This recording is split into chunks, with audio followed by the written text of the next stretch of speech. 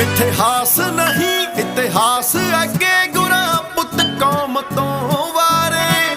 ਕਲਗੀ ਲਾਰੀ ਸਾਂ ਕਰਨ ਤੇਰੀਆਂ ਅੱਜ ਕੱਲ ਚੋਰ ਚੁਕਾਰੇ, ਅੱਜ ਕੱਲ ਚੋਰ ਚੁਕਾਰੇ।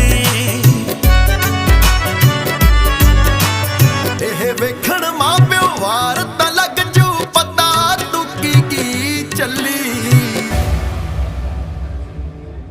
ਸਰਬੰਸ ਦਾਨੀਆਂ ਕੌਣ ਤੇਰੀ ਅਹਿਸਾਨ